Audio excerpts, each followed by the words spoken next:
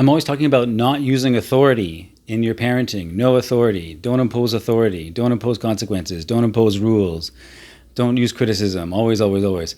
But there's a good kind of authority, and I always put it down, but I put it down because usually it's imposed. But there is an inspired authority that's different.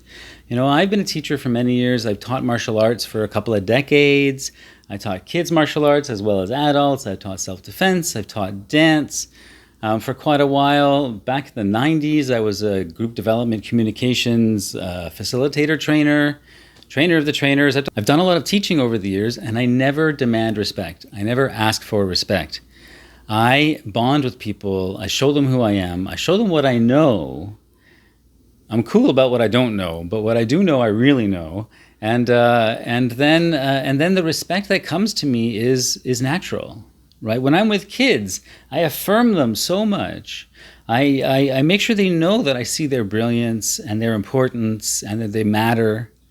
And because I do that, they lean on me. They lean on the wisdom of the wise adult in the room.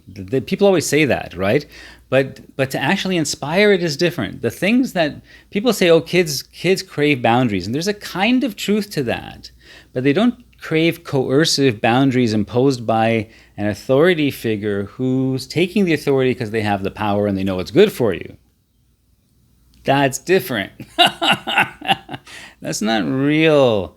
That's not a real relationship at that point, right? It's just like you're using force, right? Whatever it comes down to, that's what it boils down to. And you say there's a good reason for it. But still, once you say there's a difference between saying, I didn't know what else to do. Let me learn, let me deepen my understanding. Let me recognize I used force that time, but I don't like it. Let me deepen. My whole thing was that. That's how I learned everything. Making mistakes and then reflecting on it and trying to deepen. But so often right now we're hearing people actually say in the philosophy to coerce and to use that force. And I'm saying, no, let's not. Let's go into the messier side of the relationship where we're actually trying to learn together. But by doing that, kids automatically give us that authority. It's an amazing thing. I've worked with kids in so many different environments. I worked in the school system with them. I coached sports teams. I taught martial arts. I gave lectures at the museum when they did their science summer camp on the history of martial arts, and we did martial arts games. I was just looking at some old pictures of my kid and I doing demos and arranging the games and everything for the kids, and I would give lectures on the history of martial arts, and we would make it all exciting.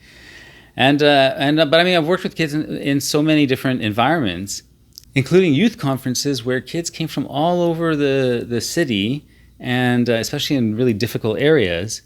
And these are kids with a lot of challenges. And in every single environment, when I remove myself as the authority figure and I bring myself equal to them, equal not the same, I'm still 54. I have my understanding of life, and that's kind of what they're counting on.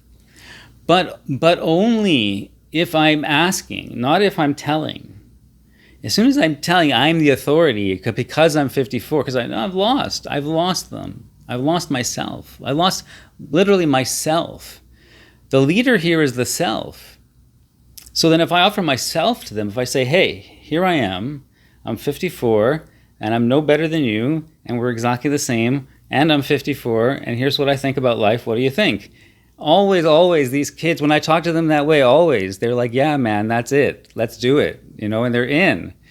And it never fails, and it doesn't take long. My YouTube channel is full of stories after story after story after story of kids having incredible transformations because of the way that I communicate with them. And so non-coercion is fundamental to this. It's not just irresponsible and dangerous.